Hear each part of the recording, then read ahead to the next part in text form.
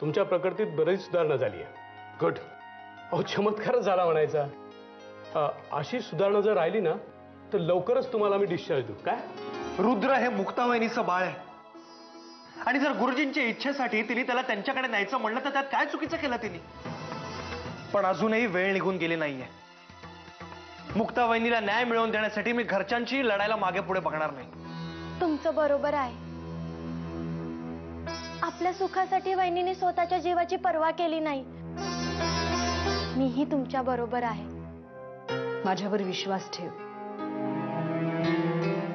लवकरात लवकर रुद्र आणि गुरुजींची भेट मी घडवून आणीन.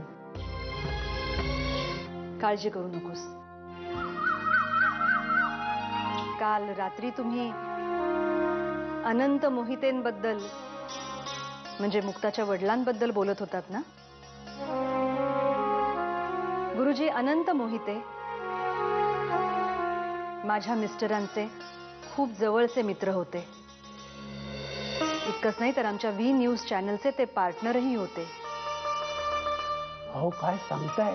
त्यामुळे मोहित्यांची मुलगी या नात्याने आता मुक्ता आमच्या व्ही न्यूज चॅनलची पार्टनर आहे. बिचारी रात्रभर गुरुजींजवळ जागी होती. मम्मा, अगं मुक्ता इतक्या दिवसांनी भेटली आम्हाला, जरा गप्पा मारू देत ना. अगं पण आधी तिला आराम करू देत, नंतर गप्पा मारत बसा ना. बर.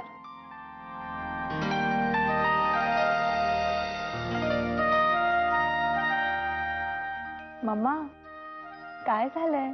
तुझ्या डॅडींनी माझ्यावर सोपवलेली जबाबदारी मी पूर्ण केल्याचं समाधान आहे. नीरजताई इथं रुद्रला घेऊन जायला आल्या नव्हत्या. मुक्ताच्या गुरुजींना तिला आणि तिच्या बाळाला फक्त एकदा डोळं भरून बघायचं होतं. त्यांची भेट घालून ती परत रुद्रला घेऊन वाड्यावरच येणार होती. तुम्ही तिची बाजू घेऊन बोलायचं काय बी कारण नाही. आम्ही म्हणतो आमच्या समोर जीभ रेटायची हिंमतच कशी झाली तिची? हो आबासाहेब, तुमच्या पुढे त्या मुक्ताने आवाज चढवला, तुमचा अपमान केला. हो, मी सांगते आबासाहेब, गुरुजींच्या आजारपणाचं खोटं कारण सांगून रुद्रला इकडनं घेऊन जायची कल्पना ही आत्यांचीच असणार. त्या मुक्तामुळे माझ्या रुद्रला काही झालं तर त्याला कोण जबाबदार असणार आहे? ते काही नाही. मुक्ताला या वाड्यात प्रवेश बंद, तोही कायमचा. ती तुमची मुक्ताच तुमच्या मित्राची मुलगी आहे. तुमची आणखी एक इच्छा मी पूर्ण करणार आहे. मुक्ताला तिचा मुलगा कायमचा परत मिळवून देण्यासाठी तिला मदत करणार आहे. तू पण यांच्यासारखाच आहेस, दगडाच्या काळजाचा. आई, तू आबांबद्दल बोलतेस, लक्षात आहे ना? त्यांना जर कळलं तर याचे काय परिणाम होतील हे विसरलीस वाटतं. मी माझ्या नवऱ्याबद्दल बोलतेय. तू हरकत घेणारा कोण आहेस रे? आम्हाला कळू दे हे सगळं. मग कोण बोलतं त्यांच्या समोर बघतोच मी. कोणाची हिंमत होती ना तेही बघतोच.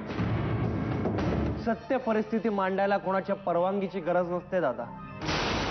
आणि आम्ही जे काही मांडायचंय ते सरळ शब्दात समोर मांडतो. तुमच्यासारखे फसवून वार करत नाही. शैलू, तू जरा जास्तच बोलायला लागलायस आता. अजिबात नाही. परिस्थितीनुसार आपल्याला बदलावंच लागतं दादा, आणि ते बदलणं आपल्याच हातात असतं. पण आता तिच्यावर अन्याय होऊ द्यायचा नाही. निदान मी तरी असं होऊ देणार नाही. न्याय अन्यायाच्या गोष्टी तू नाही करायच्या, ते आबा ठरवतील. या वाड्याच्या आत न्याय अन्यायाचा निवाडा आबा करतात, आणि तो सगळ्याने मुकाट्याने मान्य करायचा असतो. आणि ज्यांना हे जमत नाही ना त्यांना आबा बाहेरचा रस्ता दाखवतात. लक्षात ठेवा.